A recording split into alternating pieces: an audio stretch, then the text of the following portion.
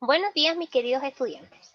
Hoy día vamos a dar inicio a lo que son los textos literarios y no literarios. Recordemos que hemos visto hasta el momento lo que es la estructura del texto narrativo, hemos visto el conflicto narrativo y vimos más o menos cómo estos elementos se subyacen y construyen diferentes tipos de mundo. Pero esos tipos de mundo también tenemos que hacer la separación entre lo que es lo literario y lo no literario. ¿Por qué razón? Porque podemos nosotros abstraer contenidos de la realidad y modificarlos y generar tipos de mundo, o podemos tomar elementos que están dentro de nuestra realidad, de nuestra cotidianidad, y extrapolarlos a elementos que son ficticios. Por ende, es importante que hagamos la separación entre lo que es literario y no literario. Ahora bien, los tipos de texto siempre se van a clasificar de acuerdo a estas dos grandes categorías, que van a ser los literarios y los no literarios. Los textos literarios son todos aquellos que han trascendido a lo largo de la historia y que continuamente son revisados, releídos y republicados porque por primera vez en la historia fueron dejados como registro y que permiten de una u otra manera acceder a un conocimiento del pasado. Por ejemplo, dentro de los textos literarios nosotros podemos encontrar las fábulas, las parábolas, las leyendas, los mitos, los cuentos, las novelas, los clásicos, ¿cierto? Pero también tenemos los textos no literarios, que son las noticias, las cartas, las biografías, las autobiografías y otros textos varios.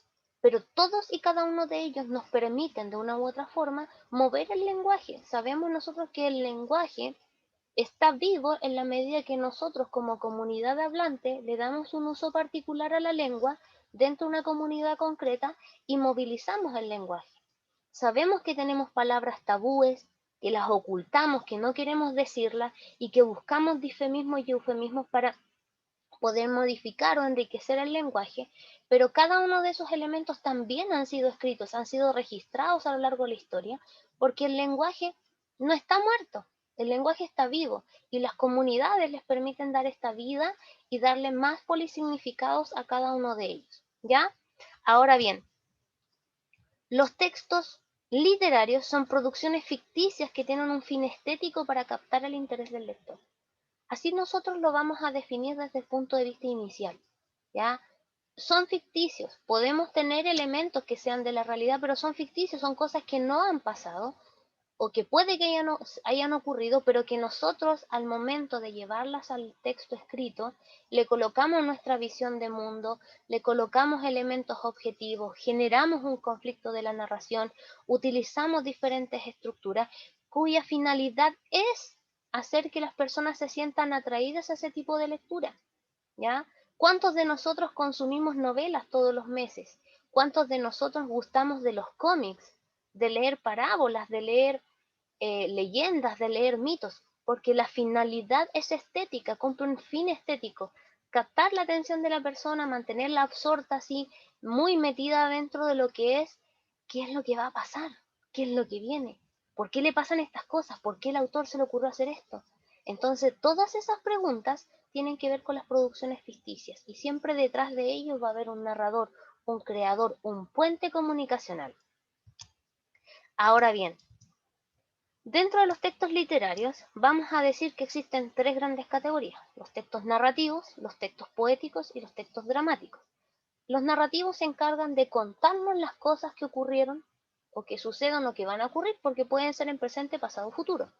Lo poético tiene una finalidad estética del punto de vista emocional, busca expresar sentimientos y emociones por parte del poeta usando la voz ficticia del hablante lírico para expresar la máxima interioridad de quien está ahí sintiendo. Y en el género dramático nosotros buscamos representar esas vicisitudes que le ocurren al hombre, esas preocupaciones que están ahí yaciendo y generando dicotomías dentro del entorno. Ahora, le vamos a llamar nosotros texto narrativo al relato de hechos en los que se intervienen varios personajes y que se desarrollan en un espacio y tiempo determinado, y los hechos siempre van a ser contados por un narrador, ¿ya? Siempre va a estar la figura del narrador acá. Esos son los textos narrativos, ¿ya? Eras una vez, érase que era, hace mucho, mucho tiempo, en un lugar muy lejano cuyo nombre no quisiera recordar, vivía un hidalgo caballero.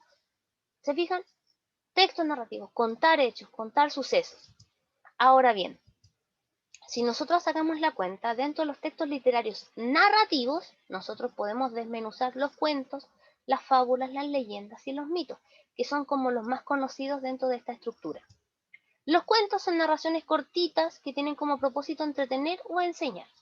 Siempre tienen como esa funcionalidad, pero son cortos, son breves, ya no tienen una función extremadamente extensa.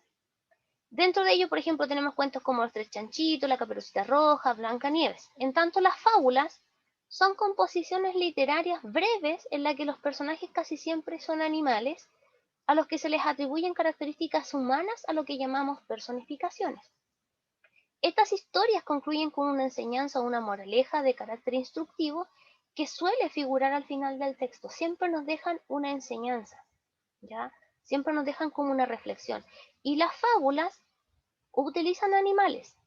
Y las parábolas también son parte de narraciones. Las parábolas ocupan personas, situaciones que le ocurren a las personas y también nos dejan una enseñanza, pero desde un punto de vista valórico espiritual.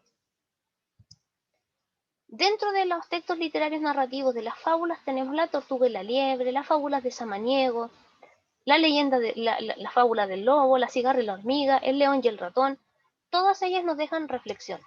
En cambio, una leyenda es una narración oral o escrita basada en hechos reales y que incluye elementos fantásticos, a menudo sobrenaturales, y se transmite de generación en generación. Esto apunta de que la transmisión es de carácter oral y en algún momento alguien tomó la decisión de dejar el registro escrito. Sabemos que el sur de Chile se caracteriza por estar plagado de diferentes tipos de textos de leyendas y que enriquecen la cultura popular de la zona.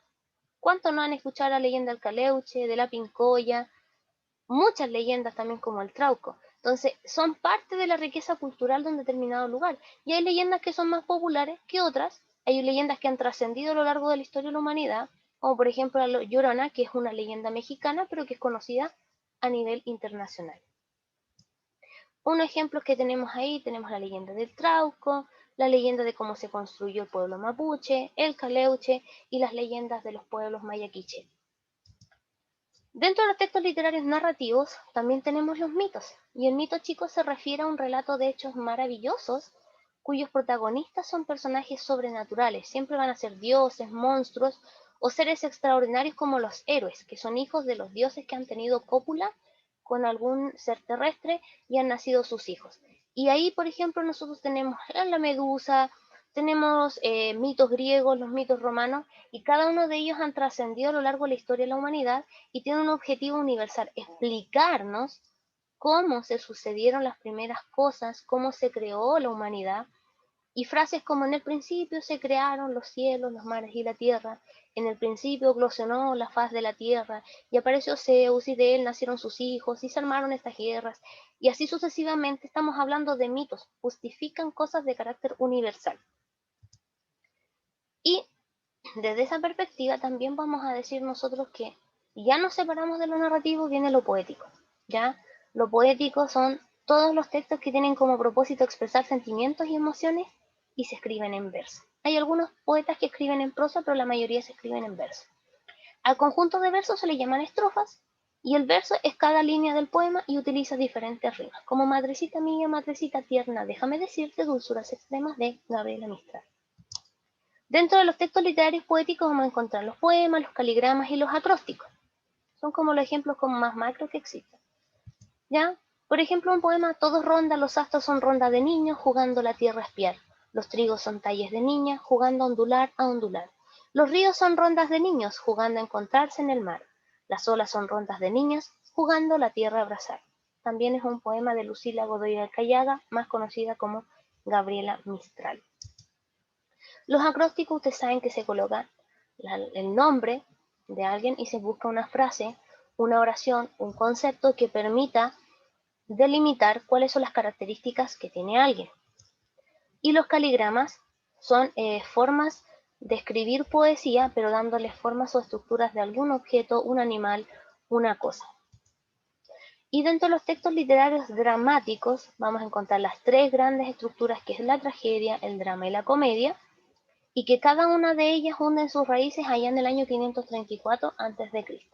Cuando nos toque viajar por el género dramático, nos vamos a dar cuenta de la riqueza que tiene el género dramático dentro de lo que es la cultura popular y cómo cada día nosotros gozamos de esta estética, de este tipo de texto literario, cuando vemos películas en Netflix, cuando vamos al cine, cuando disfrutamos de algún juego, porque incluso los juegos, las representaciones de los PC gamers, todo ese tipo de estructuras son representaciones.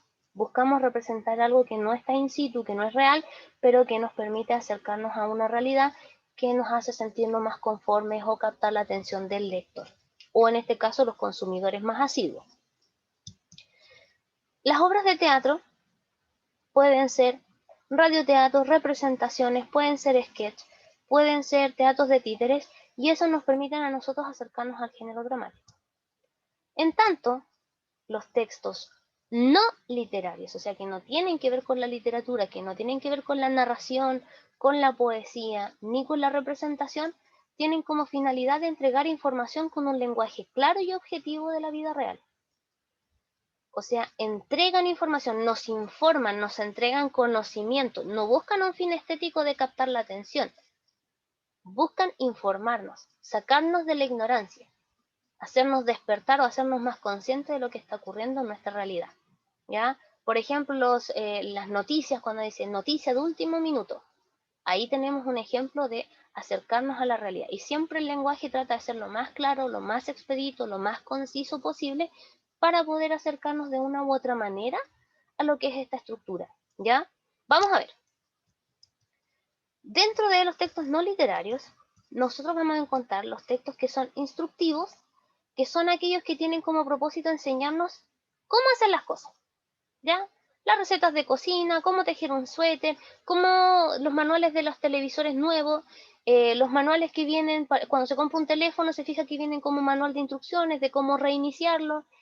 Cuando se compra, por ejemplo, una salsa de tomate, atrás dice preparación, son instructivos, es el paso a paso de cómo se hacen las cosas. Incluso lo que nosotros hacemos cuando les presentamos las rúbricas son como el paso a paso de cómo esperamos que lleguen a tener un producto, que en este caso es un trabajo, un resultado. Y también tenemos los textos no literarios informativos, que son aquellos que nos informan sobre algún hecho o acontecimiento de interés público. Por ejemplo, las noticias.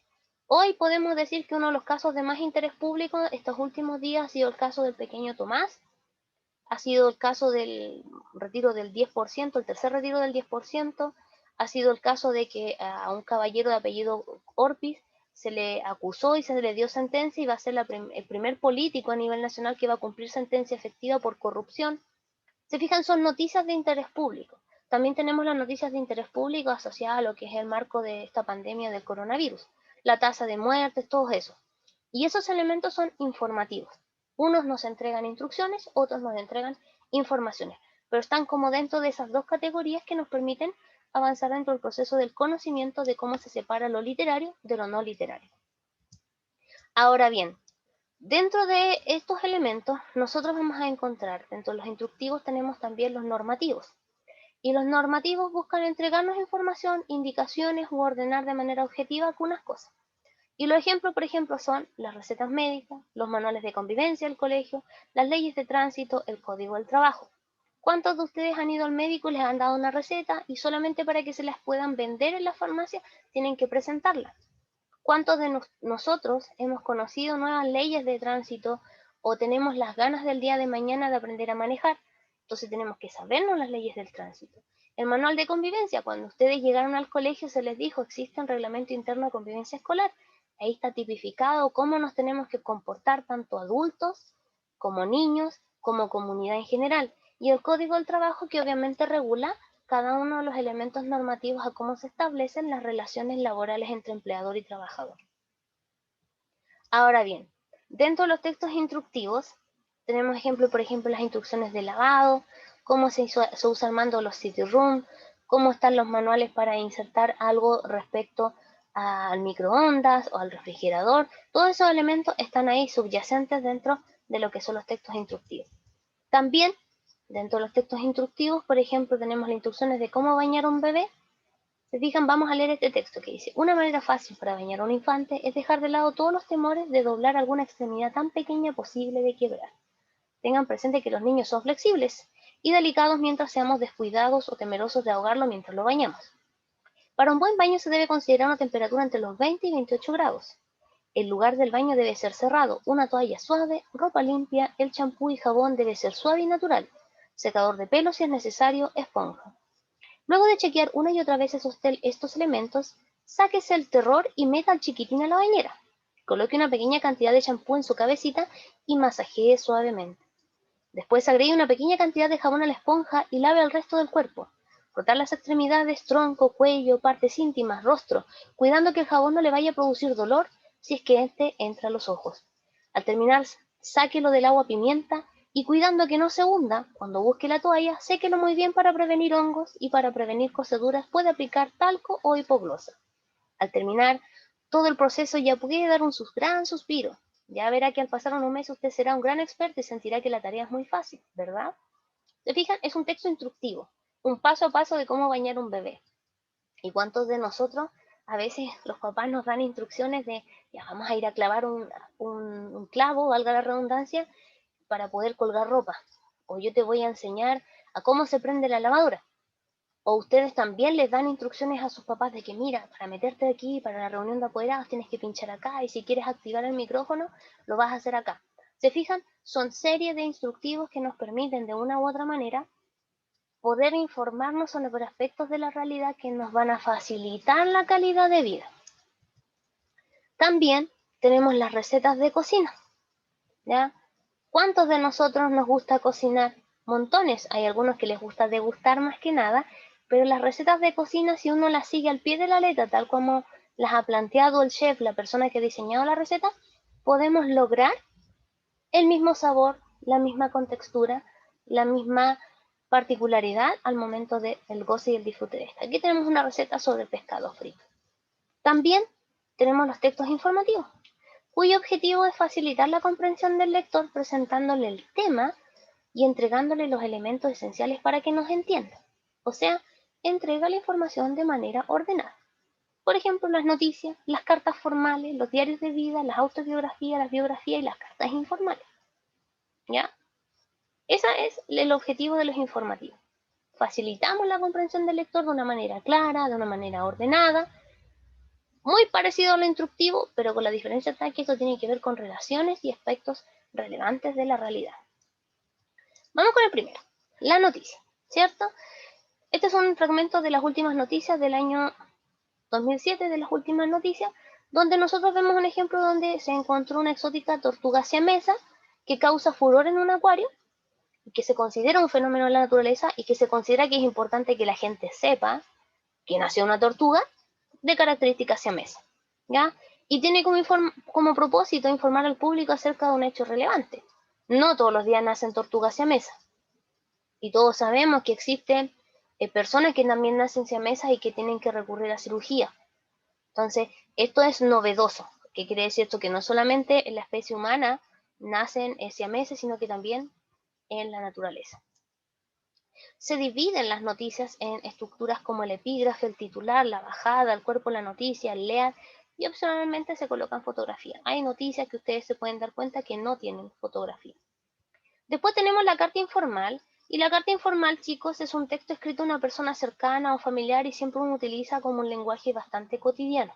¿Ya? Como, querida Claudia, quería contarte que voy a viajar prontamente a visitarte a tu casa Arica y quería decirte que no sé si te llama la atención que te lleve alguna cosa de acá del sur y extraño nuestras conversaciones de tarde, esos momentos que la pasábamos tan bien en la universidad. Bueno, cuéntame cómo están tus niños, tu esposo y estamos al contacto. Puerto Montt, 19 de abril de 2021. ¿Ya se fijan? Atentamente, Paulina Humansor. Es una forma de escribirle a una persona que es cercana, que tú tienes una relación simétrica con la cual puedes tener un vínculo afectivo y utilizas un lenguaje cotidiano. ¿Para qué va a ser tan formal? Ahora bien, tenemos la carta formal. Y acá tenemos un ejemplo donde vemos, señor Ignacio Osorio Fuentes, director Diario La Hora, Santiago. Santiago, jueves 15 de abril del año 2010-2005. Distinguido director, por medio de la presente carta nos dirigimos a usted para terminar de concretar nuestro proyecto solidario de Navidad con una publicación en su diario. El grupo de estudiantes de toda la enseñanza media de nuestro establecimiento educacional ha recolectado durante 2 meses alimentos no perecibles y vestimenta para las personas más necesitadas. A pesar de todas estas actividades, no se ha logrado la meta propuesta y no se ha llegado a un acuerdo de solicitar ayuda a la Comuna de Santiago, centro, para poder recolectar lo que hasta el momento falta, y así poder brindar una pequeña ayuda a las personas más desposeídas en la Nochebuena y Navidad. Por este motivo concurrimos a su colaboración para que publique una propaganda de ayuda en donde aparezcan las respectivas sedes y fechas en que se recibirán tanto alimentos, vestimenta y juguetes necesarios para cubrir la demanda social. Agradeciendo su acogida y a la espera de una pronta respuesta positiva, saluda atentamente a usted, el Centro de Estudiantes del Liceo Mariano Robles, Comuna de Santiago Centro. ¿Se fijan? Un lenguaje de respeto que establece una relación asimétrica, que es un lenguaje más pulcro, más cuidadoso, más respetuoso, que está como en la lengua supraestándar, estándar, sale del coloquialismo y que genera esa sensación de solicitud.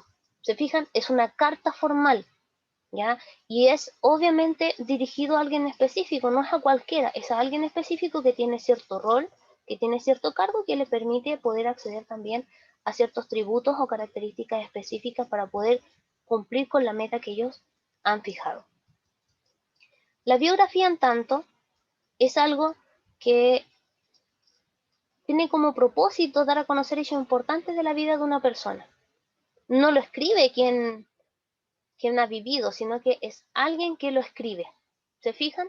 En cambio, la autobiografía es cuando yo cuento mi propia historia, con lujo de detalles, y la doy a conocer. ¿Ya? Por ejemplo, está la autobiografía eh, de Gabriela Mistral, hay autobiografías de diferentes autores, pero están las biografías no autorizadas también. Hay biografías no autorizadas de Obama, de Felipe Camiroaga. No fueron autorizadas por las personas in situ que vivieron, sino que alguien más quiso contar lo que vivió como experiencia, con indagaciones o investigaciones descubrió en base a esa persona. Y después tenemos el diario de vida, que se escribe para anotar las experiencias importantes, los secretos y también para aprender a conocerse mejor. En algunas terapias psicológicas y neurológicas, los especialistas solicitan que tú anotes más o menos cómo te sientes en ese día y vayas llevando como un cronograma de qué es lo que has hecho, qué cosas son las que te favorecen anímicamente, qué cosas no, y te permiten conocerte a ti mismo y ver qué cosas son las que enriquecen tu vínculo emocional con tu entorno, con las personas que te rodean. Después tenemos los textos persuasivos, que tienen como propósito convencernos de hacer algo o cambiar una conducta. Y acá tenemos los afiches, ¿ya? Y pueden ser los propagandísticos o los publicitarios. Y los propagandísticos promueven un cambio de conducta, ¿ya? O sea, por ejemplo, todo lo que hemos visto sobre el COVID-19 son propagandísticos. Nos quieren cambiar la conducta para que nos lavemos las manos, usemos las mascarillas, mantengamos distanciamiento social. En cambio, los publicitarios buscan convencernos de adquirir un producto, ¿ya? Por ejemplo, todos estos días han aparecido nuevos teléfonos y todo eso, y les dan la oferta de que puedes dar el teléfono antiguo y después vas pagando mini cuotas mensuales, pero la pregunta es, ¿realmente lo necesitas? ¿Es perentorio que lo tengas? Entonces uno se empieza a cuestionar, entonces uno se da cuenta qué tanto puede incidir la publicidad en cómo yo me veo o cómo quiero que me vean, y también en el tipo de consumo, ¿ya? Revisen ustedes en lo que tienen puesto el día de hoy. ¿Cuántos de ustedes tienen cosas de marca? ¿Cómo incide la publicidad en lo que ustedes tienen o cómo se comportan? Y cómo también inciden las propagandas, qué conductas ustedes también han adoptado con el tiempo y cómo estos han cambiado y modificado algunas cosas que tienen que hacer. Ahora, los afiches, podemos tener los afiches sobre la capa de ozono, hoy en día que ustedes saben que estamos con el calentamiento global, el uso y el consumo del café, ver algún tipo de bebida. Y sin duda, chicos, la lectura de un buen libro es un diálogo incesante en que el libro habla y el alma contesta. La invitación es a que lean, sean textos literarios, no literarios, pero que consuman, porque si ustedes consumen lenguaje, enriquecen su vocabulario, enriquecen su nivel cultural y siempre, siempre van a tener algo de qué hablar y siempre van a estar como conectados con la realidad. Quien vive absorto dentro de los textos literarios a veces no está conectado con la realidad. Entonces hay que buscar ese equilibrio entre lo literario y lo no literario. Esa es una invitación a poder viajar en el mundo de lo literario y lo no literario y descubrir qué es lo que nos apasiona, qué cosas son las que nos gustan, qué cosas nos llaman la atención, si somos héroes, si somos villanos, si somos informados, no tan informados, qué tan culto y tan inculto puedo llegar a ser. ¿Ya? Esta es la clase del día de hoy. Podemos reconocer los textos literarios, no literarios, cuáles son los más macros, los que más se conocen, y de qué manera estos inciden en cómo nosotros consumimos ciertos productos dentro de nuestro entorno. ¿Ya? Les voy a dejar una actividad para que ustedes la puedan hacer. Les mando un abrazo, mis cariños infinitos, nos estamos viendo dentro de los próximos días. Mis bendiciones, mis niños bellos. Besitos.